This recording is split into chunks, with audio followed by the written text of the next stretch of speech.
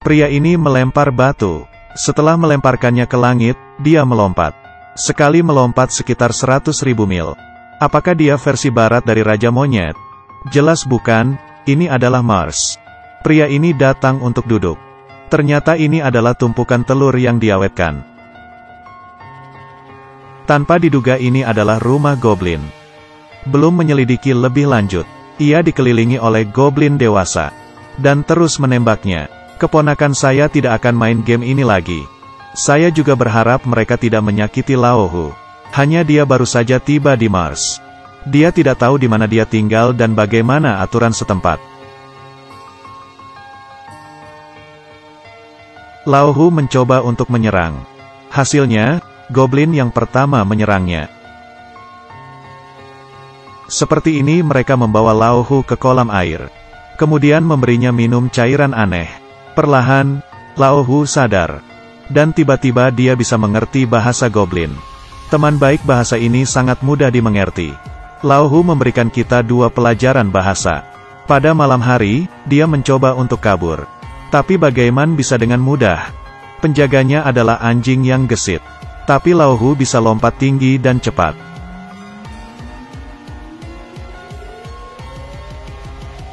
Begitulah, kemudian ada anjing penjaga.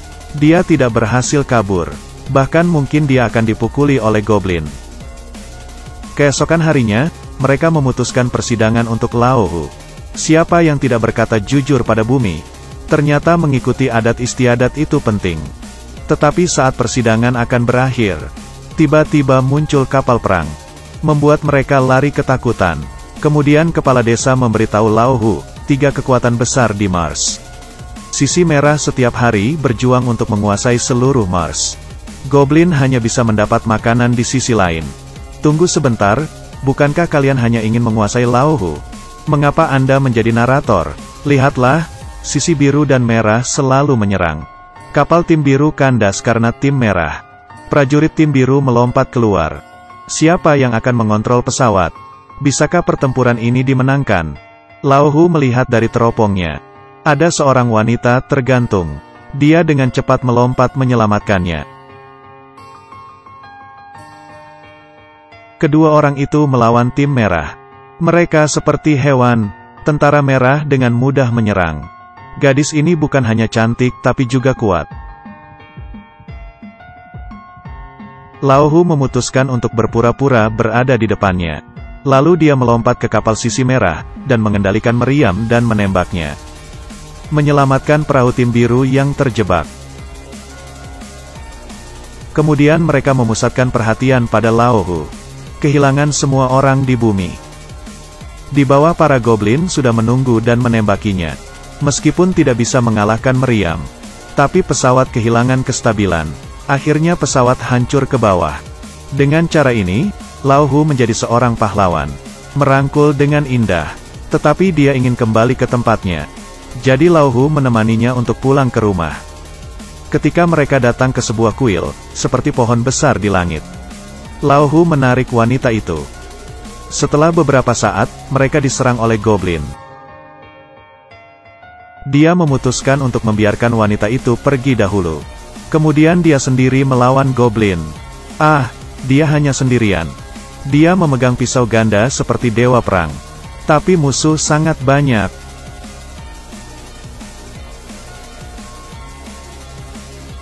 Mereka dengan cepat mengepungnya. Untungnya, perahu biru lewat.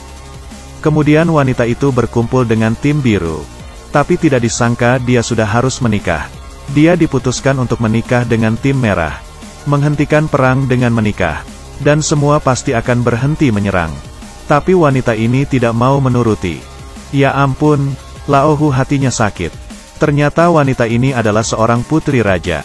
Bagaimana dia bisa makan daging setiap hari? Jadi dia hanya bisa menerima pernikahannya. Bukankah kau ingin kembali ke bumi? Maka cepat ambillah benda ini.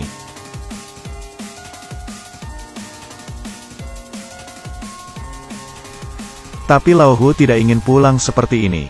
Dia masih ingin membawa wanita itu. Jadi dia mencuri sebuah kapal kecil. Menggunakan kekuatannya dengan mudah.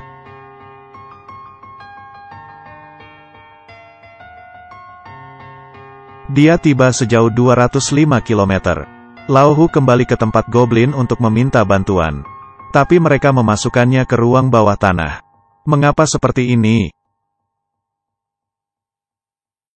Ternyata suku ini sudah ditaklukkan oleh suku jahat.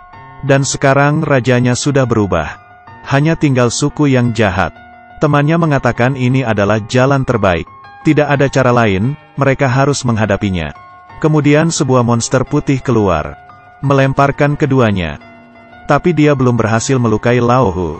Lao Hu yang memiliki kerangka manusia membuat kaget.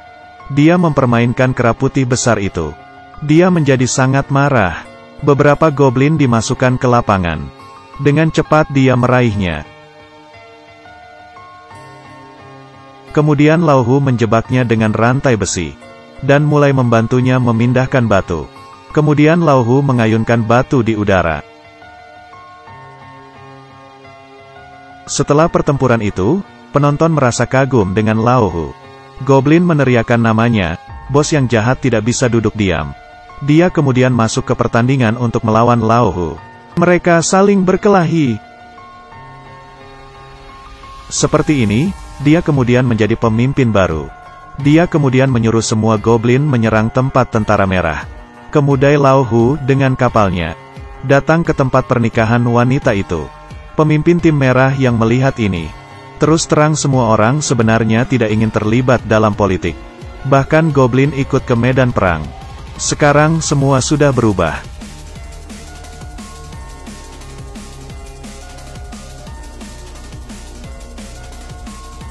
Keadaan menjadi kacau, akhirnya Lao Hu dan goblin bergabung untuk menghancurkan musuh. Perjuangan merah dan biru sudah berakhir.